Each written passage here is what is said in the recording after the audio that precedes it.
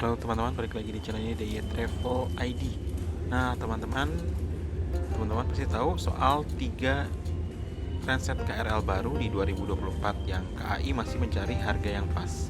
3 transit KRL impor baru ini ditargetkan bisa beroperasi 2024 hingga 2025. Oke, untuk teman-teman sebelumnya jangan lupa subscribe dulu channel ini DIY Travel ID untuk kemajuan channel ini ke depannya agar lebih baik lagi. Oke, dirangkum dari berbagai sumber, PT KCI atau PT Kereta Komuter Indonesia tengah dalam negosiasi impor 3 transit kereta rel listrik atau KRL dari 5 manufaktur. KCI membuka kemungkinan dari berbagai negara untuk impor KRL yang akan datang di tahun 2024 ini. Direktur Utama PT KCI, Asdo Artivianto, menuturkan pihaknya sudah memiliki beberapa referensi berdasarkan koordinasi dengan Ditjen Perkeretaapian Kementerian Perhubungan atau Kemenhub terkait spek yang cocok dengan sarana prasarana di Indonesia. Asdo menuturkan KCI melihat ada 5 manufaktur yang memiliki spek yang sesuai dengan prasarana di Indonesia. Hanya saja, pihaknya masih mempertimbangkan mana yang lebih menguntungkan.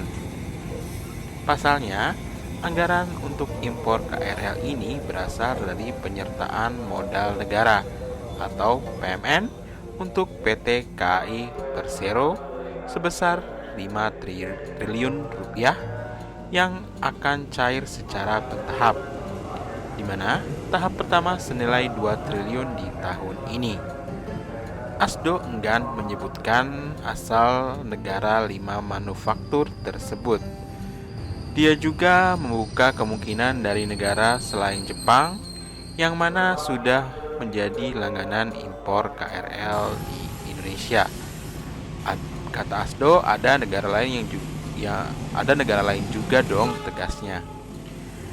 Teman-teman bisa di komen di kolom komentar kira-kira negara mana saja yang sekiranya bisa mengisi kekosongan dari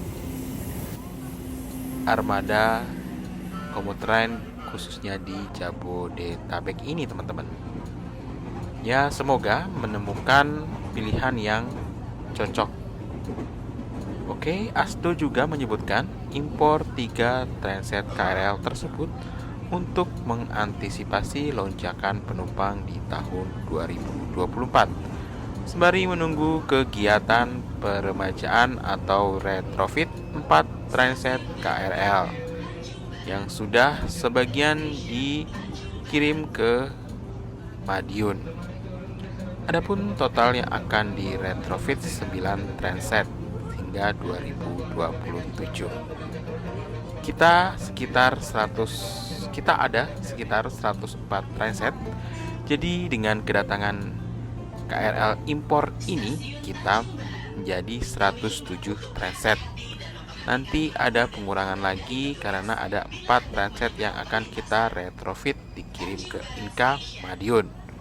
Untuk menutupi kekurangan, kita lakukan import, jelas Bapak Asdo. Pak Asdo memaparkan program peningkatan kapasitas angkut KRL ini berlangsung hingga 2027. Selain impor dan retrofit, KCI juga sudah memesan 16 transit baru dari PT Inka Persero yang akan rampung di tahun 2025. Semoga rangkaian baru dari PT Inka ini tidak mengalami banyak masalah ya, teman-teman. Ini kita sudah buat program sampai 2027. Ada pengadaan KRL baru 16 transit plus nanti di 2025 kontrak 8 transit lagi. Jadi ada 24 transit kita memesan di Inka sampai 2027 plus retrofit 9 transit, pungkas Aldo. Jadi transetnya jadi lebih banyak ya teman-teman ya, apabila sudah dilakukan retrofit, dan bisa jadi nanti ada kereta baru, KRL baru maksud saya, dari PT Inka Persero. Oke, terkait berita ini ada juga wacana ya, 6 fakta KRL hingga rencana impor kereta katanya. Katanya wacana kenaikan harga tiket KRL sudah terdengar di 2020 yang lalu dan diperkirakan naik pada 2023. Saat itu KRL Jabodetabek diusulkan naik 2.000 dari 3.000 menjadi 5.000 untuk 25 km pertama. Dan untuk tarif lanjutan 10 km berikutnya tetap di angka Rp1.000. Dan rencana kenaikan tarif KRL ini latar belakangi besarnya peningkatan tarif operasional Jabodetabek akibat terjadinya inflasi. Hal ini menyebabkan terjadinya peningkatan komponen biaya yang dibutuhkan.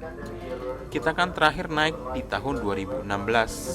Sekarang belum ada kenaikan, tapi tunggu tanggal mainnya, kata Direktur KCI Asdo Artrivianto saat konferensi pers tanggal 11 Januari hari Kamis kemarin. Nah, untuk hal tersebut Pak Asdo mengungkapkan saat ini belum ada kenaikan tarif KRL komuter lain Jabodetabek. Namun, sebagai operator, perusahaan masih menunggu keputusan pemerintah.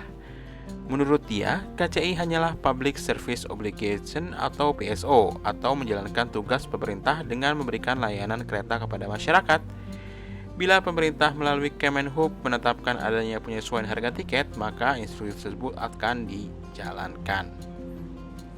Itu masih di level regulator. Kita kan operator, hanya jalani saja. Kalau secara sistem kita ikut dari regulator karena kita PSO.